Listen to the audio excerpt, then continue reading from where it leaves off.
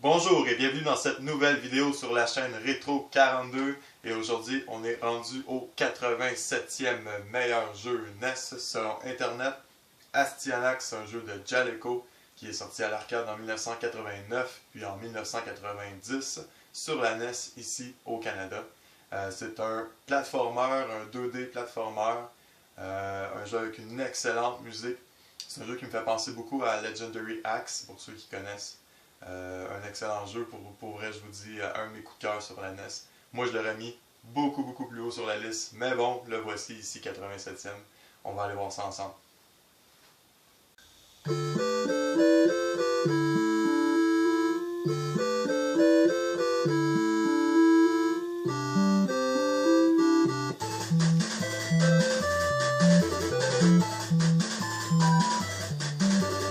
Et voici Astyanax, peu importe, c'est du grec, mettons. Un jeu avec une excellente musique, excellente, vraiment bonne musique. Un autre jeu là, que je mets dans ma console, je pars le jeu puis je m'en vais faire autre chose, je vais juste laisser jouer la musique pour l'écouter. Surtout la musique du premier tableau. Il y a une grosse histoire, il y a une cinématique pour commencer et tout. L'histoire, je vais vous l'expliquer, mais on ne regardera pas la cinématique au complet parce que c'est quand même long, là. Même que c'est très long. Là. Donc, écoutez cette musique-là.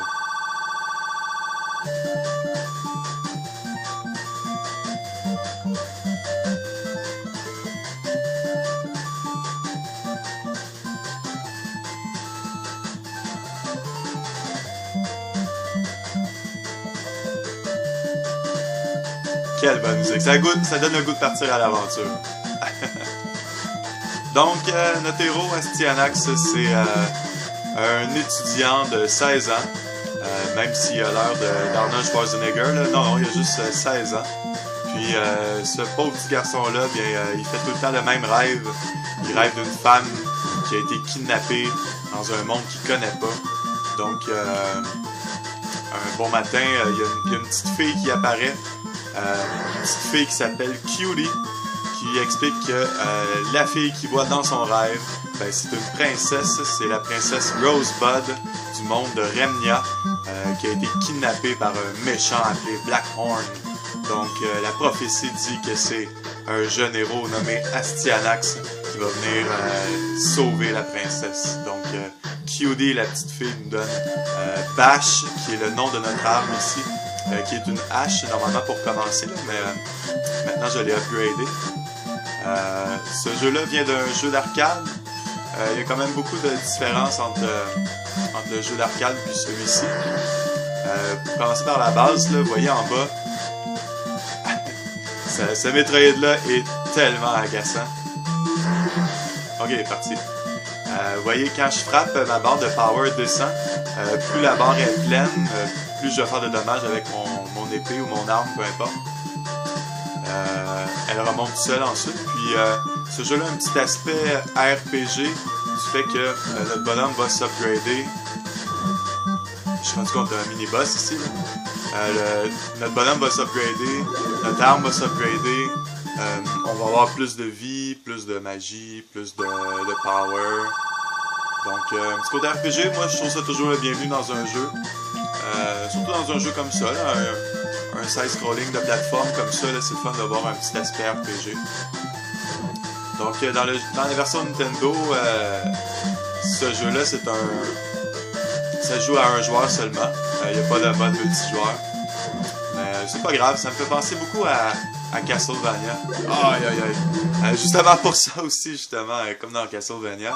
Quand on se fait toucher, ben il y a du knockback, on recule un petit peu, puis souvent ben, il y a un petit trou placé pas loin, donc c'est là qu'on tombe. Mais visuellement, ce jeu-là est merveilleux, il est vraiment beau pour un jeu Nintendo, là, les graphismes sont vraiment beaux, la musique, je l'adore. La musique change à tous les tableaux. C'est un jeu difficile, on se le cachera pas. C'est quand même pas évident, on se fait agresser continuellement par plein d'ennemis. Sauf que c'est tellement agréable quand on meurt, de recommencer puis de réentendre le début de cette chanson-là. Que c'est pas grave, on fait quasiment un yes, je suis mort, la tune recommence, puis on continue à jouer pour ça. Donc, dans la version arcade, il y avait beaucoup moins de choses dans le fond. Dans la version Nintendo, on peut upgrader notre arme. Au début, on commence avec une hache. La hache, elle est normale, c'est-à-dire qu'elle a une attaque normale, puis elle n'affecte pas notre magie. Ça, c'est notre magie, d'ailleurs. L'arme que j'ai en ce moment, c'est une spear, une lance. Celle-là attaque un peu moins fort, sauf qu'elle réduit mon coût en magie. Donc, quand j'utilise mes spells comme ça, j'ai juste besoin de faire pause, puis d'appuyer sur la flèche en haut. J'ai ce spell-là ici qui arrête le temps. J'ai ce spell-là ici, la boule de feu, qui affecte tous les ennemis dans un certain rayon.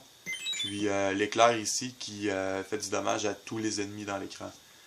Chacun de ces spells-là va coûter plus ou moins de magie. Donc quand j'ai la spear ici, en général les spells me coûtent moins cher. Puis il y a un troisième upgrade qui est une épée. Quand j'ai l'épée, j'ai la meilleure attaque. J'attaque vraiment fort. Sauf que ma magie se consomme plus vite. Tous mes spells coûtent plus cher en magie. Ici, j'ai battu le premier mini-boss. Qui est le premier boss ici. Qui est affreux, oui.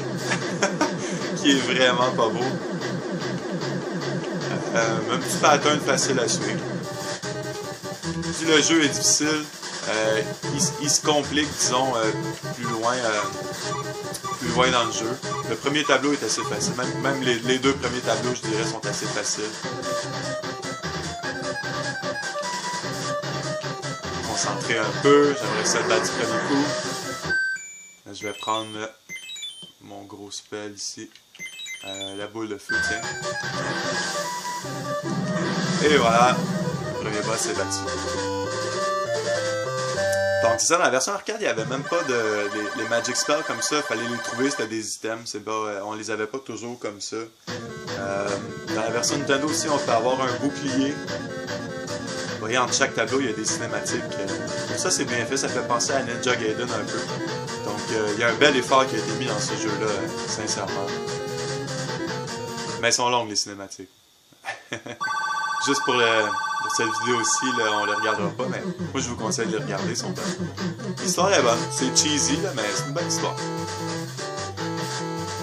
Écoutez la musique ici.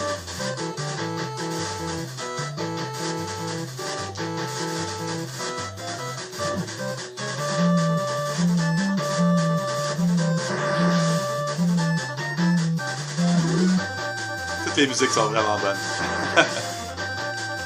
Déjà, la difficulté est un petit peu plus haute. Vous voyez, le premier squelette, là, ça m'a pris beaucoup de coups pour le battre.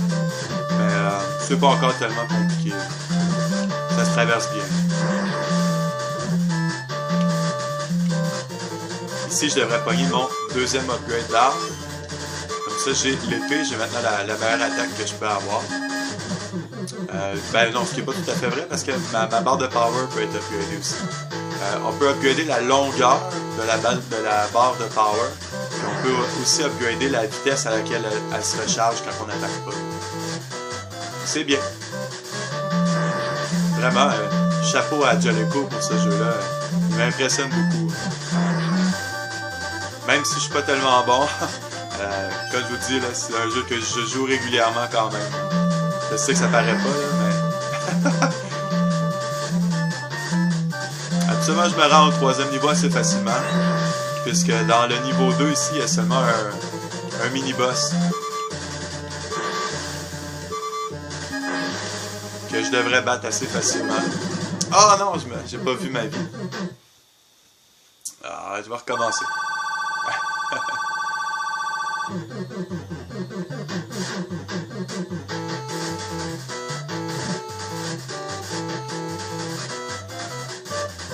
Regardez l'arbre en arrière, comment il est beau. On voit toutes les... Ça ressemble vraiment à des feuilles, ça ressemble vraiment à de l'écorce. Vraiment, c'est impressionnant pour C'est un jeu en 1990, donc pas si tard que ça dans la vie de la console. On a vu ensemble Hook, dans mon top 10 des pires jeux NES. Hook est sorti en 92, donc s'il avait joué à Styanac, je pense qu'il aurait bien vu que leur jeu a pas de bon sens.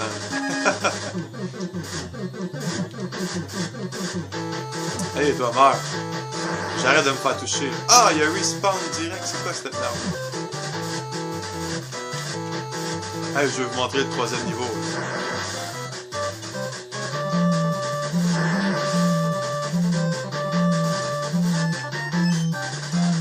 Vu que j'ai une bonne attaque, là, cette fois-ci, au lieu d'envoyer mon spell de feu, je vais utiliser mon spell pour ralentir le temps, puis je vais frapper sur le boss avec mon épée. Aïe aïe aïe, je m'en vais me faire toucher. Ah. Oh, une vie! J'arrête le temps, on spam, mais pas trop, moi j'essaie de laisser monter un peu. Ah, il m'a fait 4 de dégâts d'un coup. Au moins j'ai pogné une vie. Dans ce jeu-là, on a Infini Continue. On recommence au début du tableau où on est rendu. C'est bien. Comme ça, j'aime ça.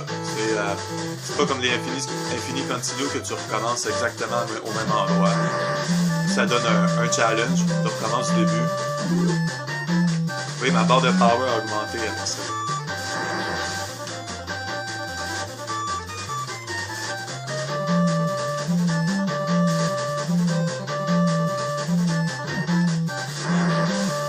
Habituellement, je suis un peu meilleur que ça. Je suis un peu déçu. J'aime ça quand je fais mes vidéos puis que je suis pas trop mauvais dans le jeu. Là, les squelettes, ils me donnent du fil à retordre. Ah, lui, on l'a bien. Ah! Lâche-moi.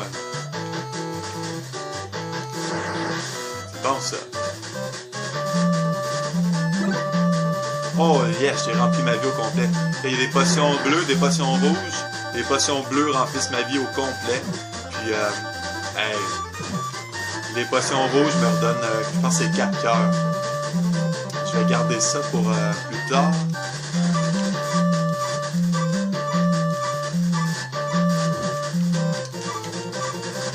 On l'a. Là, il s'en sort pas. Encore une fois. Oui! Yeah! Je l'ai eu. Round 2, 1.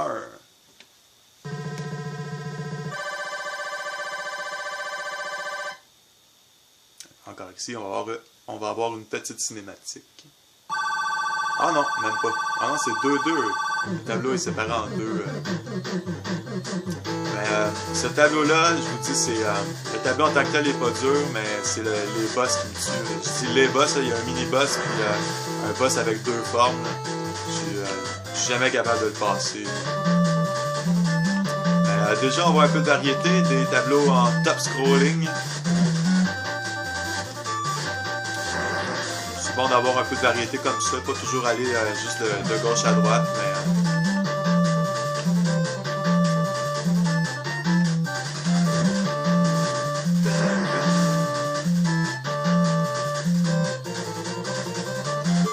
Il est vraiment pas compliqué, ce tableau-là.